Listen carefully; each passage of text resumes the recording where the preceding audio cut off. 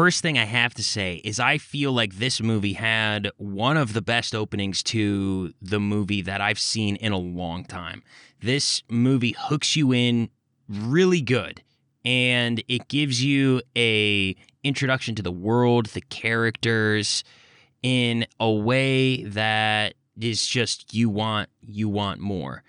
And I feel like it keeps up that pace pretty good throughout the movie. At this point, many people have talked about the final act. The final act is rough in this movie, at least from my perspective. I think it was a little clunky, and I don't think the story was finished like some people say. Like, it kind of felt concluded. I don't think it felt as concluded. I felt like maybe they just overstretched the final act a little bit. So I do think that the length gets in the way from this being a great movie, and I think it's a very good movie. Why did the final act of the film not work great for you? It just felt like they were trying to deliver in a big way, and it just didn't end up being a big way. Aside from the obvious random plot developments, a la the seawall blowing up, the new mayor having her rally, it kind of felt like just we're going beyond, like, okay, we wrapped it up. Oh no, there's more. Okay.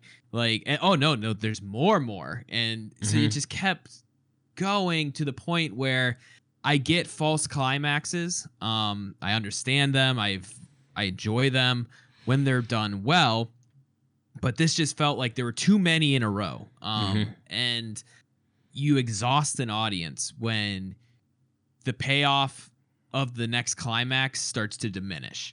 And I just felt that we were in the realm of diminishing returns with false climaxes.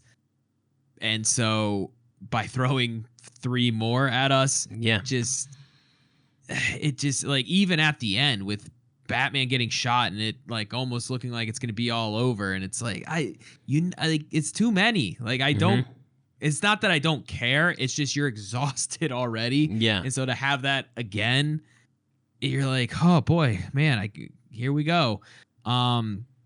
But aside from some of that, like, I did not think the whole plot with the mayor at the end made much sense, in the sense of it adding anything to the movie. I thought it was a little ridiculous that she got shot and then was able to, and then got crushed by the stage, and then was able to swim with her people out of Madison Square Garden. Yeah. I thought that was a little too unbelievable. They must really like this mayor as a character if we're going to put her through all of that. I expect her to be back in the next movie in some bigger way, because they made a big deal of her surviving.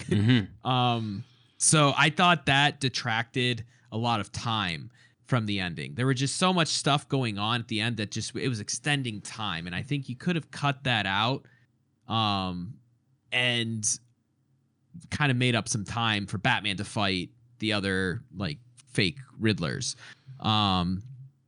So you just were exhausted. That's kind of why I don't think it worked, because you just had some unnecessary things happening, and then you had the main plot being extended past the point of audience attention span, essentially. Yeah. But what did you think of the ending, and why did it feel so jumbled?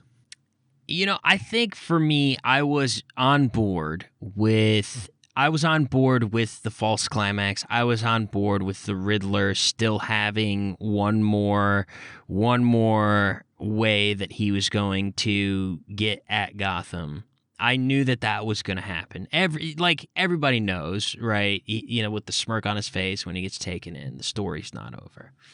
And the thing was, when I found out, and I mentioned this early, when I found out what actually was going to happen, they're going to blow up the seawalls, the city's going to flood, and all of this to take out a mayor. I was like, man, like, we went from a pretty like a pretty grounded movie within the world it's built. Felt pretty grounded, right? Felt like it played by a tight set of rules. And then we went here. Like, this is crazy. This is damage that's going to set the city back for years. Like, you can't come back from this. And how in the world is this organized online, right? And I feel like there's this belief about like the dark web that just isn't true.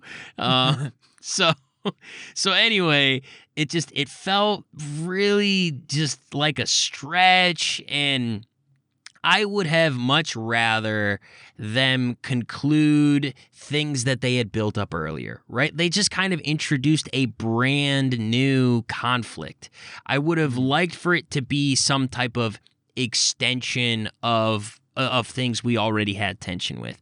Maybe you found a way for there to be conflict between Batman and the Penguin one more time, or even Batman and Falcone. Maybe the Riddler doesn't kill Falcone, like, or something just a little bit more believable, right? Maybe instead of Alfred getting attacked in the middle of the movie, maybe the last plan is like the bombing of the Wayne Manor, right? And then you have like this emotional connection with Batman's final encounter with the Riddler. Something just, it felt too big. I didn't really care about anybody who was being threatened, and it was like, okay, well, I mean, it's a movie, so I know that this isn't going to be that devastating.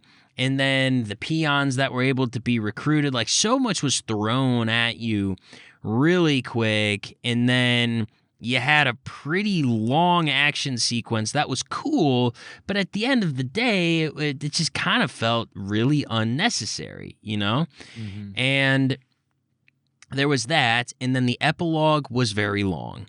Like, you had the action was brought down, and then you had like 15 more minutes of epilogue of what I would say was a poor exchange between Batman and Catwoman.